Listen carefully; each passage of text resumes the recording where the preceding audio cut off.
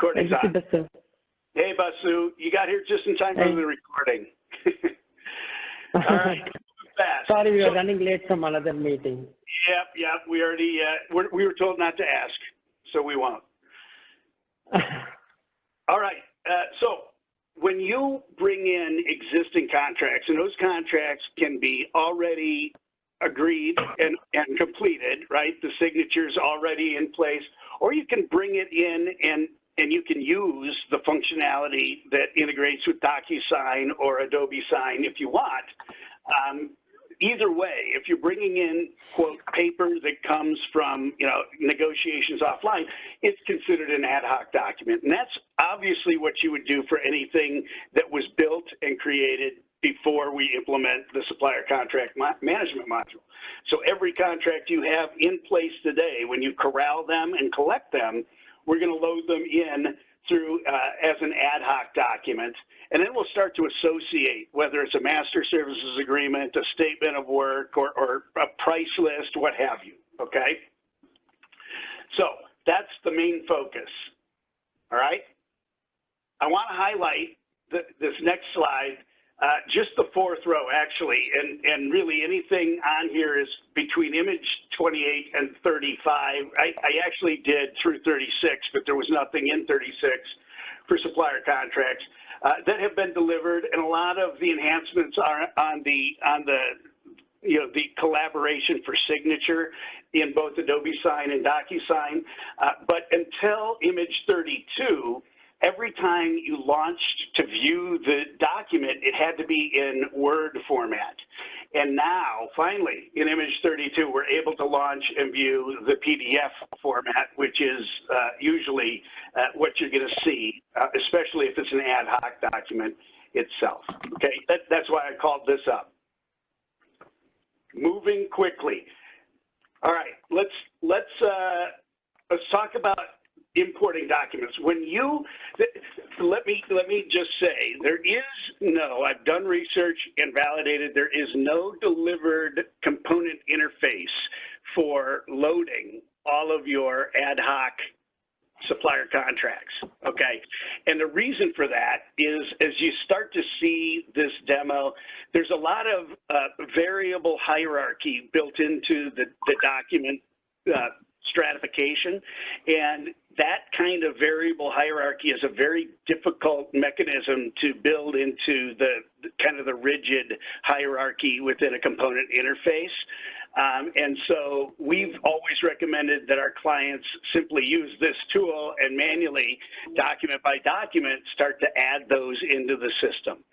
Certainly, you could develop an internal, conversion program, I suppose, and you'd have to corral all your data and get it into a single point to load it that way.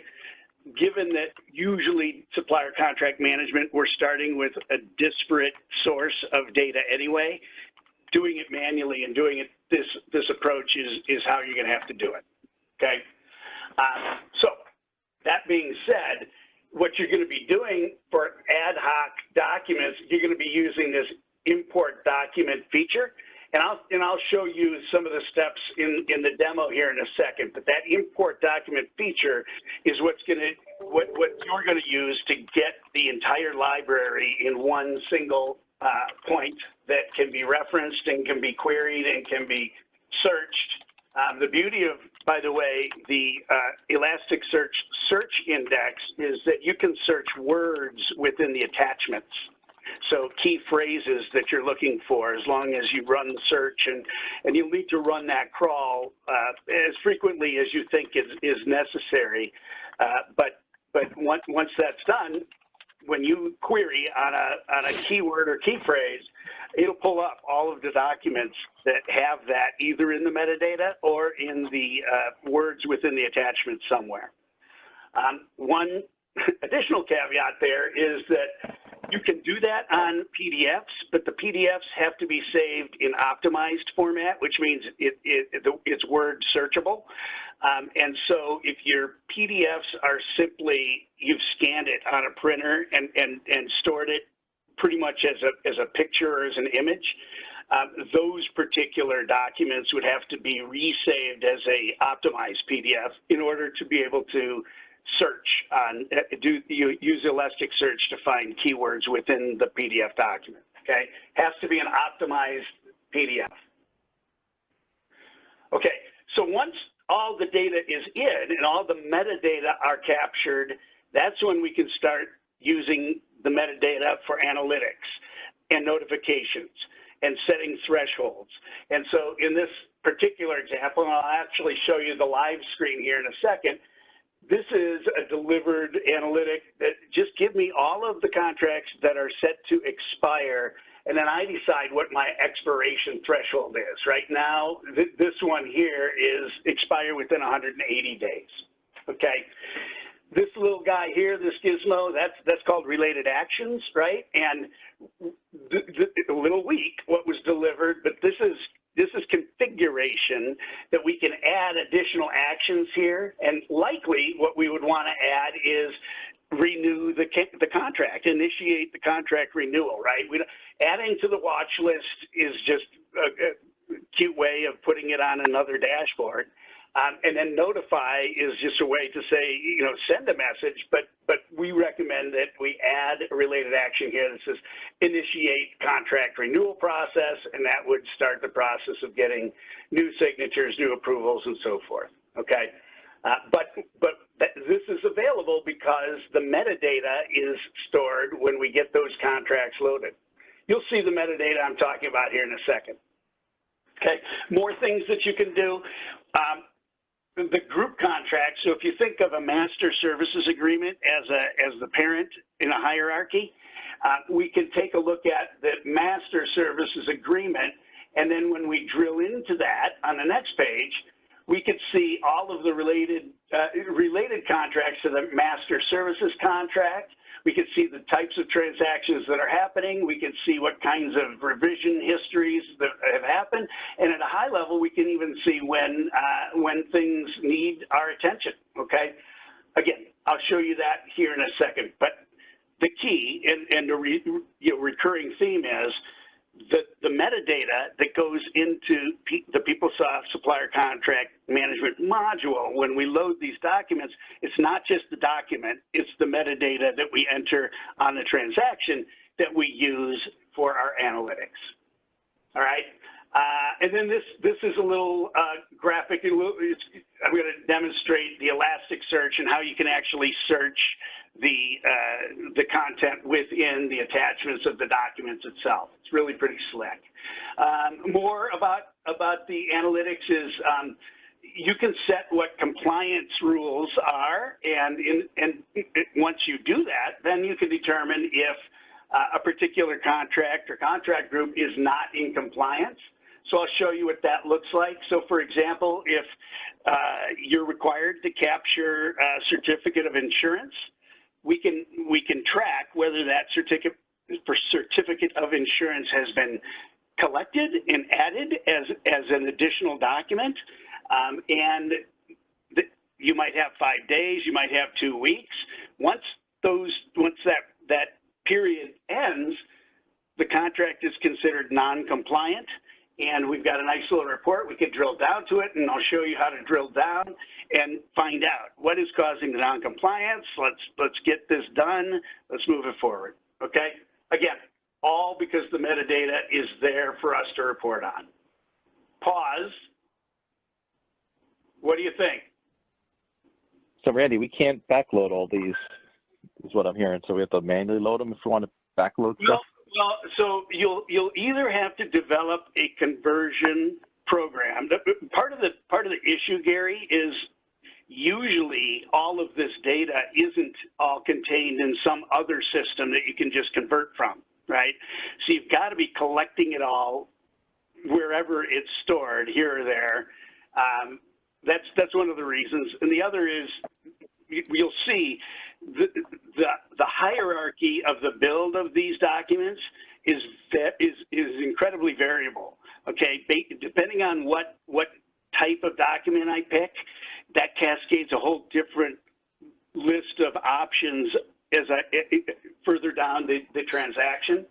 And so. But Randy, how would we convert it then? Like if we had, say, I don't know, 500 contracts to convert and they were all of the same type, could we do that? Mm-hmm. If they're all of the same type and if they all start to look similar, it'll make it easier to build a conversion program, best, for sure, Mm-hmm. right? What I suspect you have is you have a number of master services agreements and then a number of statements of work that go against those, right? So that's a hierarchy, and you have to not only load the master services agreements first, you need to know what the contract number is so that when you load the SOW, it can reference that master contract, right? The PeopleSoft name for your master contract. Does that make sense? Mm-hmm. And then what will happen is as you create your purchase orders going forward, requisitions or purchase orders going forward, you associate it with the contract so that you can track all of the related documents to that master contract. Mm-hmm. Get it? Yep. Okay. Already, I've got 4 minutes left. I'm going to fly. I know we said we could go a little bit over. I'm going to go into the expiring contract. Should I go into? Yeah, Mr. Roth. Okay, this is the expiring contract, and this is just set to 180 days. I could choose what my thresholds are. I do that in my user preferences. And again, right now, all I can do is add it to the watch list or send a notification. But I at least I'm getting a list of all the contracts that have an expiration date. They're all looming within 120 days. In fact, I've got a couple. I've got this one here who's about 2 weeks out that I've got to deal with. Okay, that's because we set up begin date, expiration date in our metadata when we created these contract IDs. Okay, let's see. I'm going to go into the group and special contracts, and let's take a look at a master services agreement. All right. I'm in the master services agreement, and this is the one where I see there were 3 related contracts associated with that. This is my main information. I do get to see when it begins, when it expires. This one's lasting almost 10 years. We see the contract version. I can look at some of the document stages, okay? I can see the original state. I can see any modifications, and in these particular ones that are gray, this is if you had the supplier portal turned on and you were allowing collaboration online with your suppliers, you'd see transactions happening between your supplier and yourselves in this, and you could see all of the version history. This was a particular document that was loaded ad hoc, so it was loaded already approved and executed. If we use PeopleSoft for the approvals, you'd be able to see the approval history. Any signatures that happened electronically, we would see that, whether it's just internally or internal with your suppliers if they agree to use the DocuSign or Adobe Sign. Amendments, if any such existed, and then I can drill into the actual related documents themselves. Whoops, that's not the one. I want to go to this one. The related contract, here we have. That particular contract has generated, it looks like, a couple of purchase orders and a special purpose contract, which this one just got associated with the contract, but it's not realistic. It's not even the same supplier. So this one looks like it shouldn't be there. I can actually remove this association with that master services contract by just taking it off of my list. Okay, so now I only have 2. If I want to dive into the details, I can view the master contract, or I can view the actual document.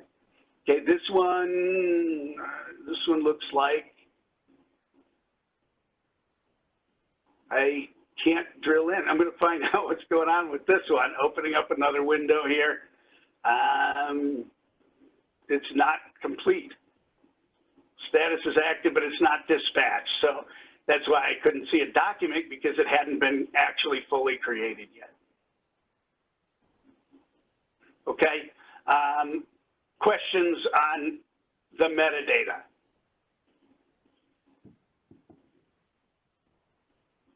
Some of the features that we have, and of course, your search, you can do all kinds of different searches to get your list added, increased, decreased. I was pretty wide open. I was just looking for all group contracts that are in the shared set ID. But you can change the criteria. Maybe just search for it if you are the contract owner. So let's move into the buyer activity guide. Okay. When you set up supplier contracts, let's see. These are the steps you'll have to do if you want to start doing the authoring component, right? Now, no matter what, you have to set up your document types. So you have document types. You've got your BAA.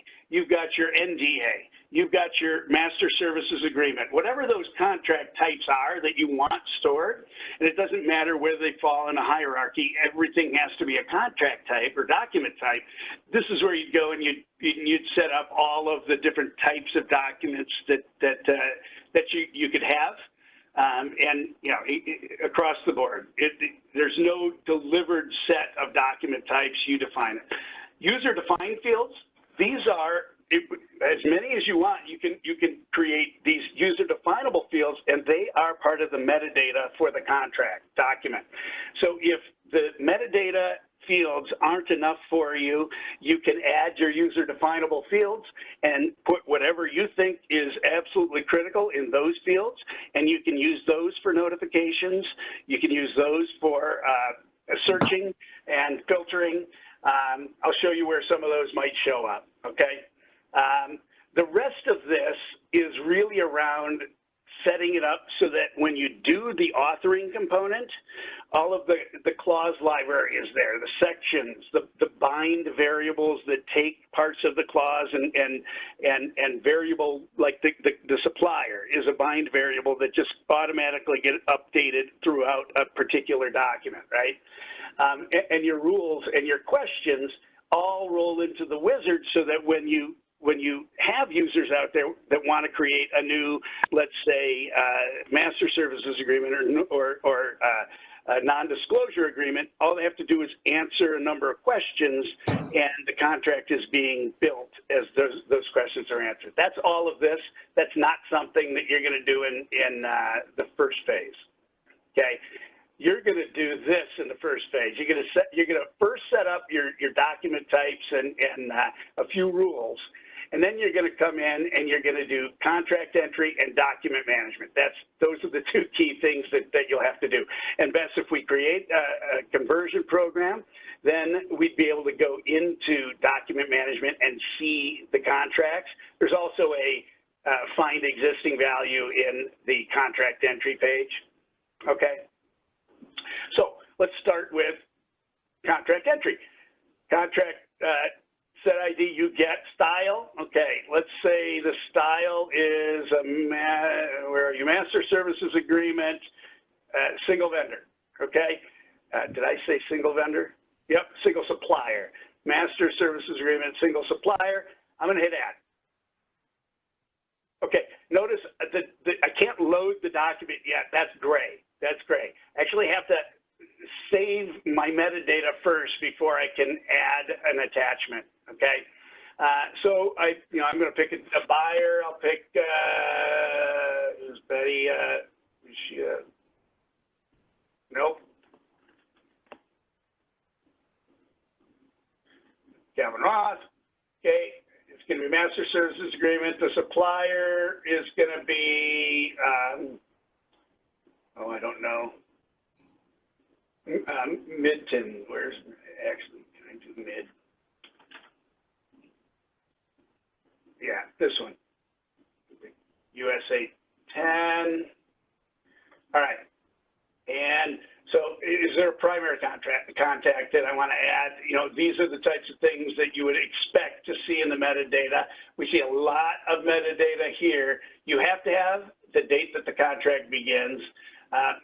I highly recommend that you put your expiration dates for your contracts, because this is a critical component if you're wanting to get notified. And then usually a renewal date would come maybe a month or so before the expiration, so we can get that set up. Yep, about a month ahead of time. Control type, do we want to say it can only be used within a business unit?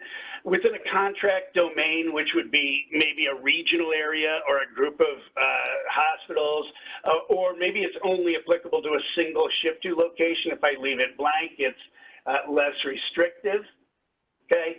And then now we're going to see all kinds of data that since I didn't control by business unit, technically I don't have to pick a business unit down here, but I'm going to anyway.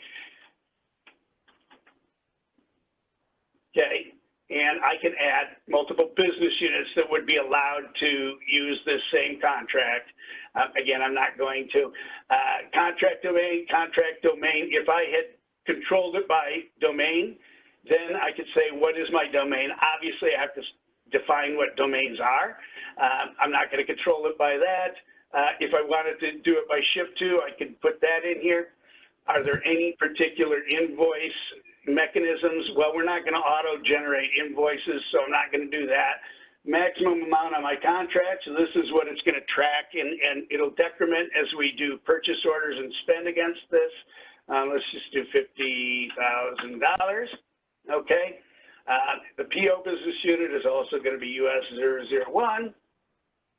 Okay, I'm going to say that the buyer is always going to be myself, C. Roth.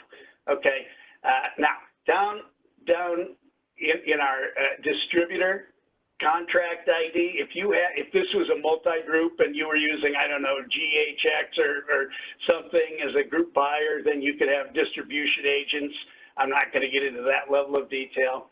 Down here, we have the detail line item if you want. So if your contract is a price list for a whole bunch of items that are in your item master, you can add them there. I'm not going to.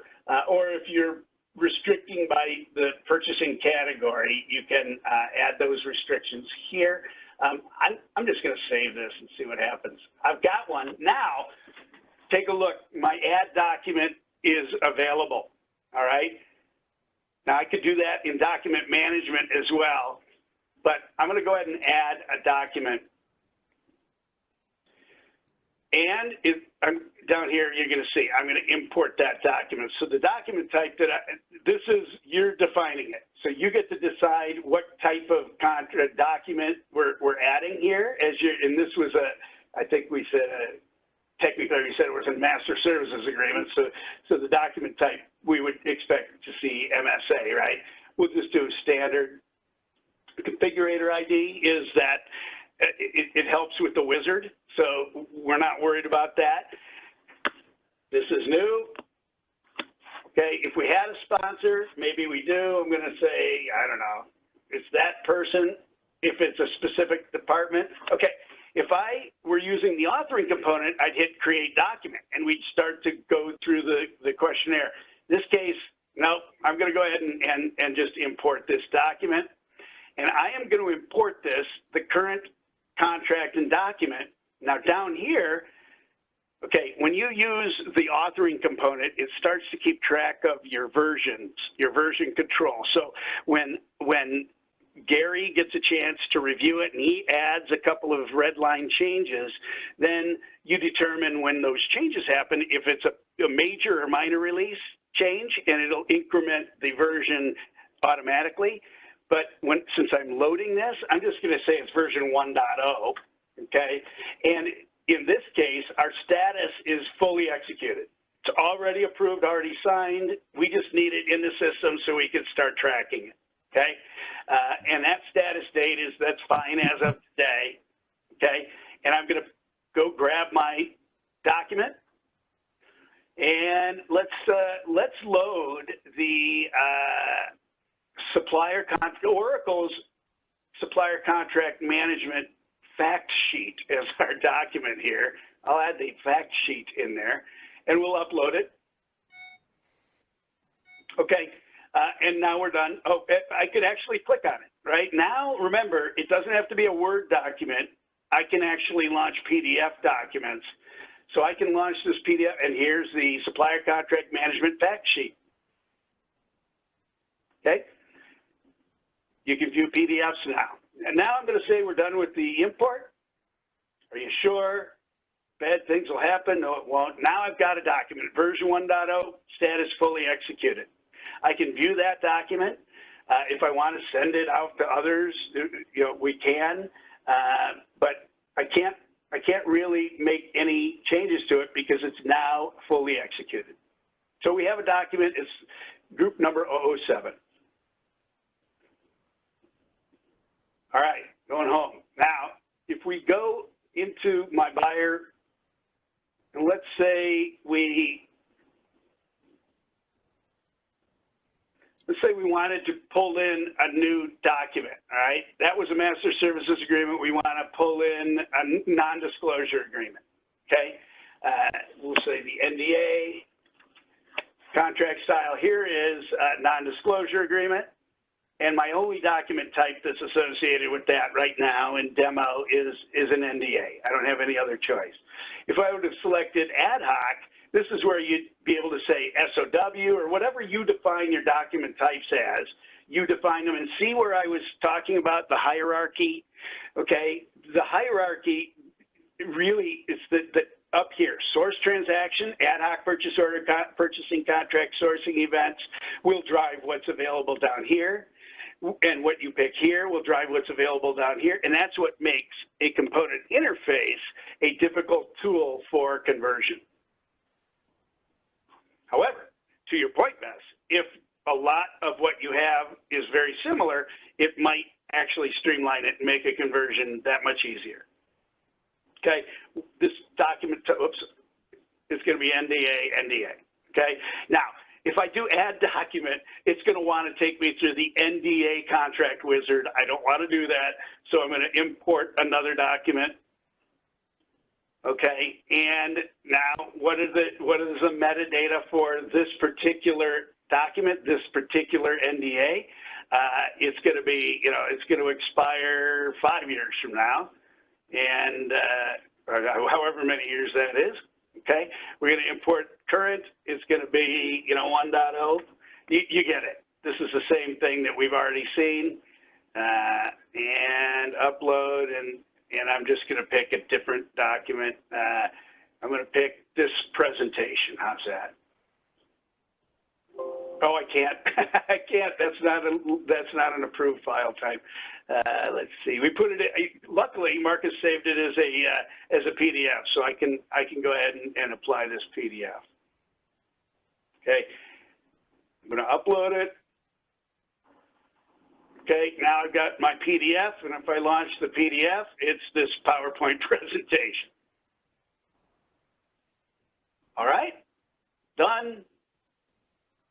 Tire question, and we're set.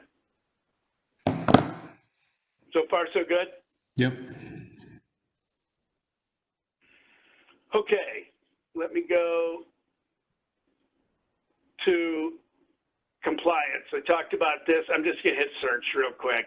Okay, so right now, it looks like we've got quite a few documents that are not in compliance. This is where you're going to want to drill into the details and try to figure out what's going on.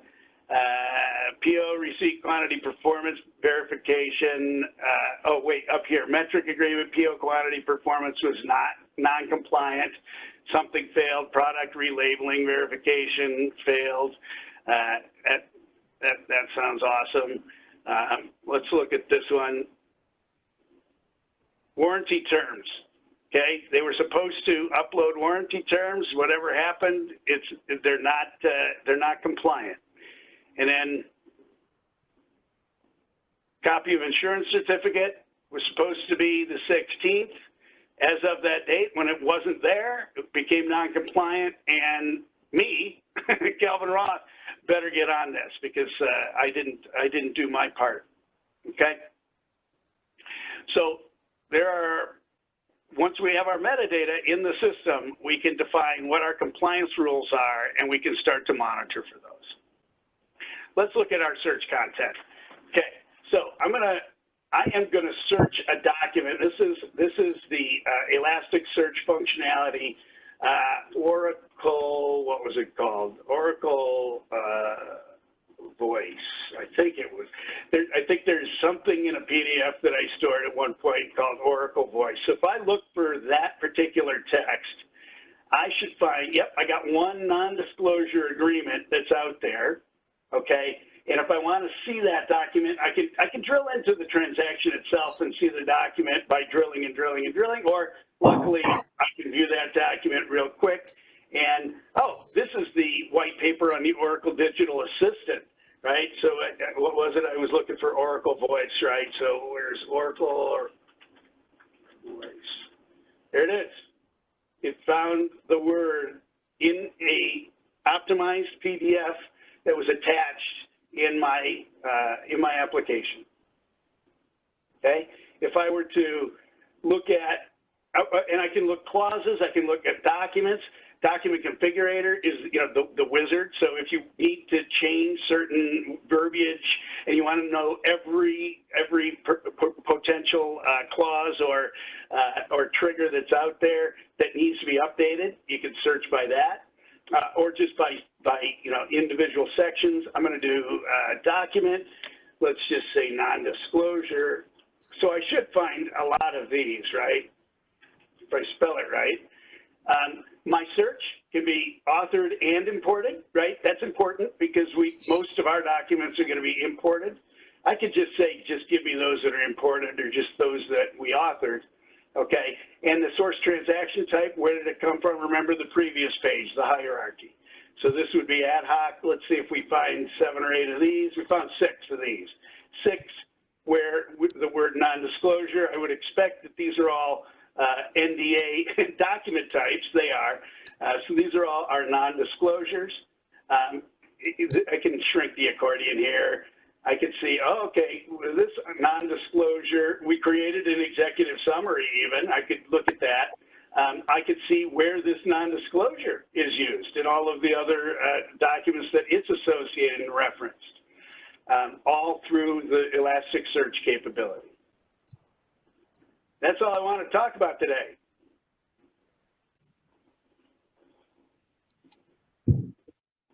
What do you guys think?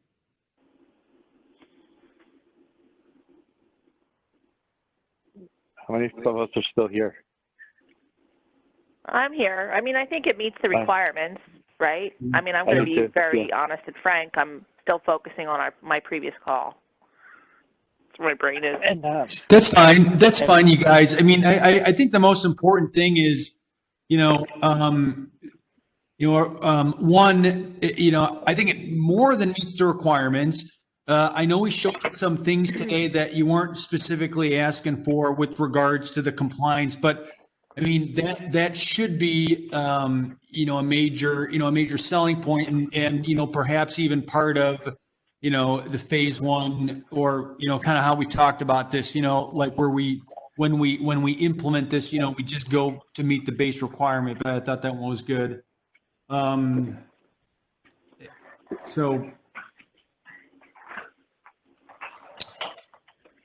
yeah, I think it's just we got to be able to, we got to figure out a way to load those older contracts. Yep. Yeah. And so actually me and Gary, me and Randy walked through this today. And when he got to that slide and he made that comment, he was just like, I'm not sure if I'm going to mention this. I'm going to say, no, it's important that we do mention it. Let's not let it derail us, because we'll figure out if we can get harmonization across the contracts, right?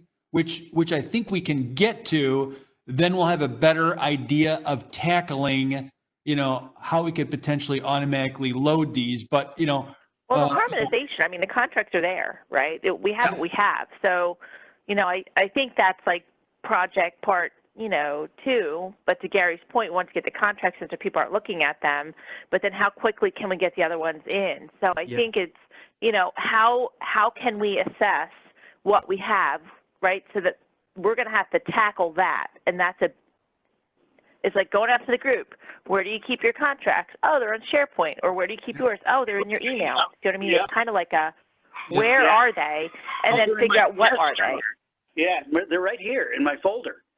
Yeah. Yeah. So, then the next step is, what format do we need them in? How do we need to load these? Do we need it to generate, what the contract is when we load them up? Probably. Yep. So I think that those steps have to be kind of lined up. So when we go to, speak to somebody about this, we can explain to them at a high level how this is going to kind of work. Yep. Right? That's right. So they're just saying, well, what about my current stuff? Right? Totally. So, I mean, it's a big part of the first, a big component of the first part of this project would be what you just said, the data gathering and then the massaging, right? I mean, so one, where is it all? And then two, how do we get it into a format and a template that we could load up?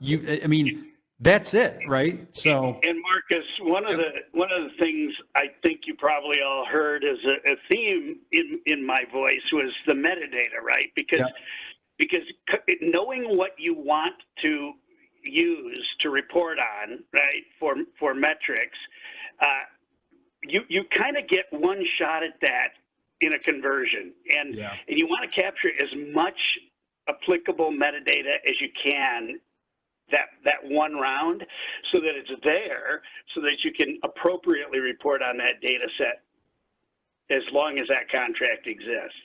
Yep. You can add metadata later. It's no issue. A lot of metadata, if you make updates, it won't consider it a change to the contract, but there is some metadata that if you change it, it considers it an amendment to the contract, and it'll re-trigger approvals and that kind of thing. So, it's best to really understand what is it that you want to be using the system for and notifying individuals regarding, so that you can capture that up front.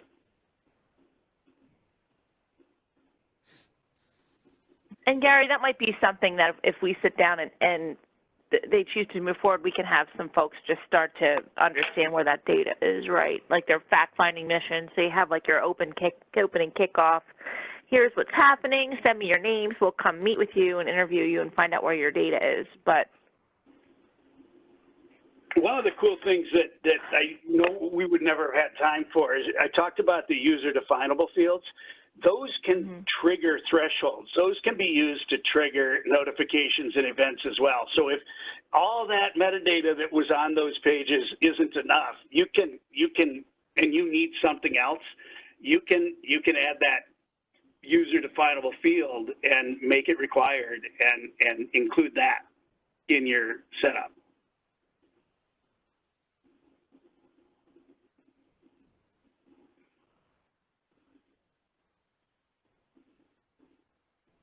okay.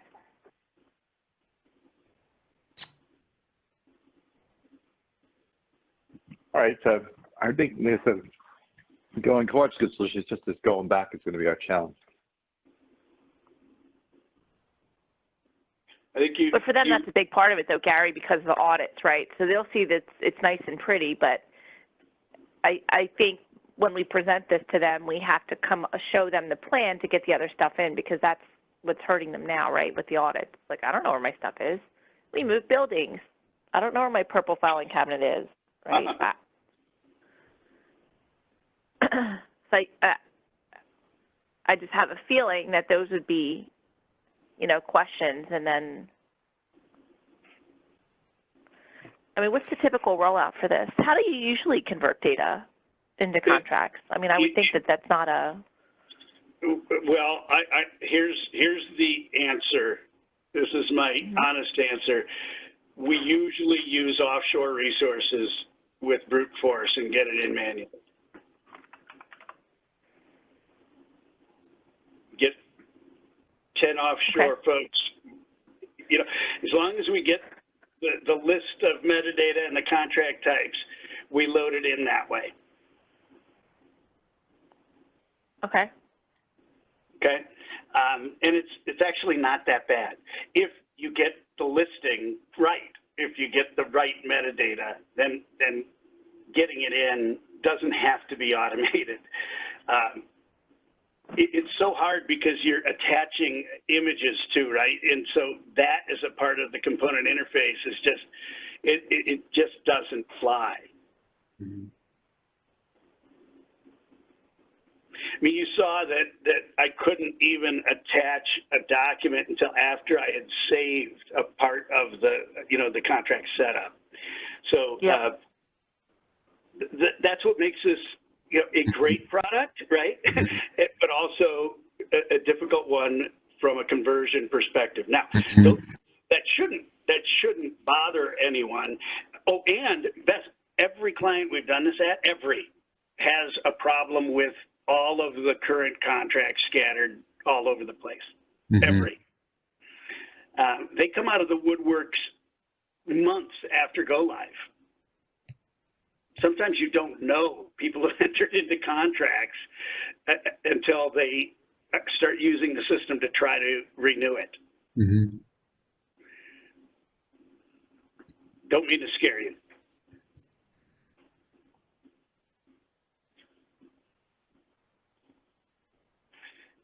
The best customer we had with this was the Getty Institute. They have the art school and the Getty Foundation out in California. Believe it or not, they had everything in an Access database. So we were I believe able it. to, I think we have them all over the place. Yeah. Well, Or so custom web I keep finding custom web solutions. I'm like, this is sad, But the best Blue Cross Blue Shield of Florida. They were in filing cabinets all over the state. like IBX, it's the same thing. I know. Yeah. So it's just the way it is. For whatever reason, internal controls around some of the most important controlling documents are just manual.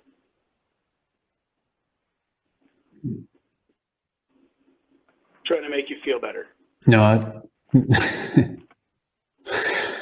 What can we do, guys? What else? No, this demo was great, Randy. Thanks. I mean, Yeah, exactly. I mean, this is really, really good. What can we do best to, help you get the ball rolling on this? Just in terms of like, I think that's going to be Mr. Gary and where he wants to prioritize this. I know we have an issue. But, with COVID, budgets are interesting. I think that's what's consuming this time. That's why he's so quiet. No, I'm not. Purchasing's pushing this, so I think we're going to have to talk with them. But they are escalating this. No, I just grabbed something downstairs. That they All right. purchasing is pushing the envelope on this one, and they want to do this. They actually sent us a note saying they want to expedite this. Hey, Gary, you guys own this module. Yes, we do. Right. So, Let me ask you though, with supplier contracts, would the supplier or the vendor load the contract? No. Well, what would happen best is you get the contract from them and you'd load it. Yeah. Unless you want that collaboration, right? If you want the collaboration with the supplier portal, then either one of you can load it. But we're not going to go there yet. So, understood, and we have that too, but I'm looking at it from, if we do get asked at some point, Gary, for an ROI, I'm trying to think about the steps that it saves, right? And touch points. Right. I think purchasing has to expedite, so they're gonna be the driver of this.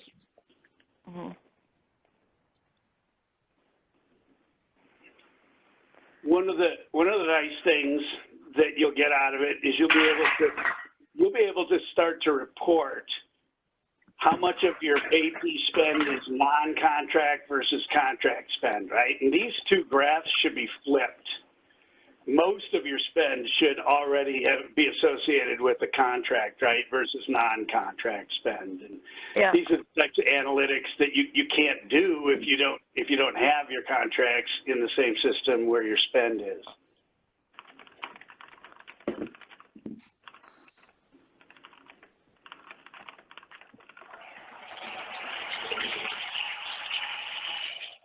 Okay.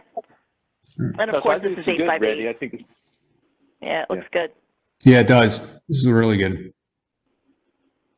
I think we just got to get purchasing to back. You know, they're pushing Bess and I to get a response on this. Okay. So. How can we help? We have to circle back. We can circle back with them, Gary. We have to circle back with purchasing and say, you know, what's your plan, stuff like that. You know. Okay. So. Because they tend to think in terms of small little bites, right? So I just want to make sure that we don't configure something for that tiny little bite that doesn't fit the whole candy bar. I just want to make sure that it's absolutely best. Because I'm afraid that we're going to get in that box. Kind of happened with grants, right? Because we're kind of undoing what was already done. Yeah. And I have to tell you, Jessica's wonderful, by the way. She's doing such a good job with them. I just want to give you that feedback. But they like her a lot. Well, thanks, Bess. I was on that call today, and I too, and I actually spoke to Jess afterwards, and I don't mean to sidetrack, but she was so thankful you made that comment there, you know, about just, you know, not having the functional resources and, you know, like everyone's strapped. Yeah. So I thought that was great. And, you know, so thanks for saying, No, I didn't want to, it's not on her. That's so, I see it, you know, we understand it, and we're trying to figure that out, right? So there's somebody else to kind of come in there, and that's, you know, Kamal, he's not just on grants, and we shouldn't have to keep pulling him in. And I don't want the end user, Ala, and her folks, and you guys to start feeling frustrated because there's a bottleneck due to lack of internals. So I have to take that back to Gary, but now you broke the silence, so he's going to ask me about it later. Sorry. All right. Back to supplier contracts. Yep. No. So one of the things you were talking about is just making sure, you know, with, you know, that we're not building anything here that's going to have to get unraveled in the future. And I think one of the other things that you know, I made sure in speaking to Randy about is like, hey, it's really important. Whatever we put in place now is just, you know, these are the underpinnings. This is the foundation, and we can just easily scale up, you know, in terms of, you know, a phase 2 or a phase 3 to make the supplier contracts module that much more scalable. And indeed, this would be the first place to start. Yeah. So Marcus, that's I have a question for you. Sure. I have a question for you. Sure. Do you happen to have, and I'm not asking for names or anything, a questionnaire that somebody would send out in an RFP for putting this in? And why I'm asking that is because typically they have like the check boxes to say we need to do this, and this. Because what I'm thinking is do we take something like that template? If I have to, I'll go find one, but that's why I figured I'd ask you guys if you had it, or if Oracle has it. Typically go down and check off the list. What are the things you want it to do? And then we can have them prioritize it, and that'll help us learn, you know, understand how best to build it. Yeah. Does that make, you understand what I'm saying? We've responded to RFPs. I could dig one up that we. That's what I'm saying. Can we take one that has the checkbox? You know what I'm talking about? Because they come in with the checkboxes. They say, "Can you do this? Is this delivered? Is it custom?" That's what I'm thinking, because that way we can let them go through it. Yeah. And then I don't have to rebuild it, because that's what I think we have to start doing. And then we understand the whole picture, and this is the part that we're doing now, and this part will come next, and this part will come next. So then when we get to step 3, we're not like, oh no, we have to redo what we did in 1 because we didn't know about 3. But that'll kind of, I think will help them start thinking in terms of bigger picture, even though what we're doing now is a smaller project, kind of like the program management piece, right? Yeah. So we're building Deputy, but I said, do not put us in a box, because that's like tiny little step A. Yeah, it's really smart, Bess, to think in terms of let's pepper them with all of the requirements that could be, right, and now define. And let them prioritize it. Yeah, these all make sense, and yes, I want it all, right. One of the reasons that we appreciate the approach you guys are taking is designing just the ad hoc function is easy and self-contained, right? And as you start to expand it into a true authoring tool where the user might start everything with a requisition, right? And the requisition wizard might say, is there an MSA? Oh, there's not? Okay, well, I'm going to walk you through the authoring component of MSA rather than always just loading one after the fact, okay? But we can build this piece, and it'll always need to be there, right? And unless 100% of your documents start on your paper, which is even with Oracle not the case, mostly, you're always going to need this anyway, right? So this is always a good way to start. And then you build your wizards to accommodate each of the other options. Yeah, no, I gotcha. Yep. We'll try to I'll try to track down the RFPs that we've done and get you sort of a laundry list of requirements that were in them. Yeah, because I'm thinking I might have some really old ones from like 2016 when I used to bid on this stuff, but I'd rather have the newer stuff. That's the latest one I have. Is 2016. Okay. I think that Adrian's got some too. He's on the call with us, so we'll circle back with him too. Yep. Right. So, because I think, Gary, that's something if we start giving our end users, like, start thinking in terms of all of this, right? And then we prioritize it and rank it. And that way we know how to get all the pieces in. And we can build ROI to each one of those in most cases. Sure. Each task. No, I agree. I like the idea. Yeah, I think that's coming next, Gary, ROI. I'm waiting for it. You know what Kaiser Permanente did? They realized that they were going to save, I forget, how it was in the billions by tracking contract versus non-contract spend, right? Oh, and sure. How much was being purchased frankly, without even a purchase order a lot of times, right? But even if it was a purchase order without a contract, and it was huge before they had visibility. Yep, I believe it. I absolutely believe it. Yep. Yeah. I think their payoff was months. Okay.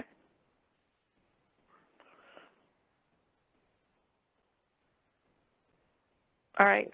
Right. I don't have anything else. You, Bill? Yeah. Did you take a look at the text I just sent you? Because I'll say there's nothing else unless you tell me I can on the text I just sent you. I didn't see the text. I'm sorry. I didn't see it. You're like, what the heck is she doing? Jessica? It better not be more praise on Jessica because I can't stand it. Are you getting jealous? Yeah. Everyone loves Jessica. You can't not. She's just the best. Yeah. Yeah, so. Okay. But. All right. Okay, let's we'll connect with Adrian and Randy. You know, the three of us will connect, see what we have with regards to contracts requirements, because that's a good start.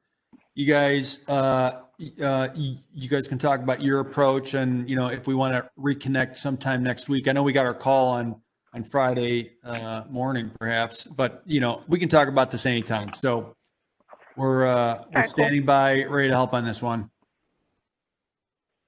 Yeah, I think we just got to get back to purchasing and see what do they want to do. That's our biggest component at this point. All right. So there. All right. Well, all right. We sent you the deck already. Yep, you got that.